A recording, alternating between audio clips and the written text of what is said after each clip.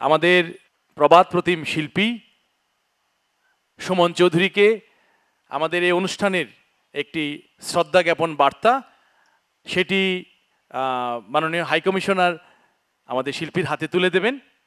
এই নিবেদনে যা লিখেছি তার খানিক অংশ আপনাদেরকে একটু পড়ে শোনাচ্ছি। সঙ্গীত বুদ্ধারা বলে গেছেন, বাংলার পদলালিত্য ও রসমাধুর্য অনাদিকাল থেকেই বঙ্গীয় জনপদের অধিবাসীদের মননে বইয়ে দিয়েছে সুরের ফল্গুধারা। অধুনা পূর্ববঙ্গে সঙ্গীতের বহুমাত্রিকতা গড়ে তুলেছে অসংখ্য সমৃদ্ধ বলয়। ২৫০০ বছরের শহর ঢাকায় সঙ্গীত চর্চা বহু বৈচিত্র্যের আখ্যান রচনা করে আজকের পর্যায়ে এসে পৌঁছেছে।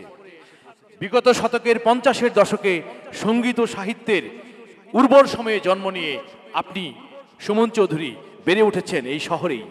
বড় হয়েছেন এমন এক পরিবারে যেখানে সঙ্গীত ছিল অবধারিত অনুষঙ্গ।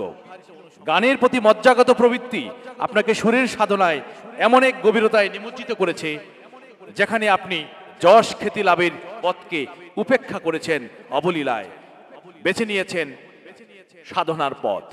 নিজের প্রাচুর্যকে ভুলে গিয়ে ৫ দশক ধরে আপনি সুরের সাধনায় বাংলা সঙ্গীতকে ভরিয়েছেন প্রাচুর্যে।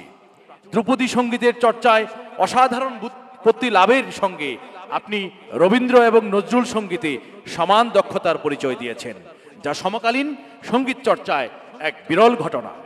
বলার অপেক্ষা রাখে না, আপনার রয়েছে অনন্য গায়কী, সুর বিস্তারের সম্মোহনী শক্তি ও শুদ্ধতা নিশ্চিতের তাগিদ।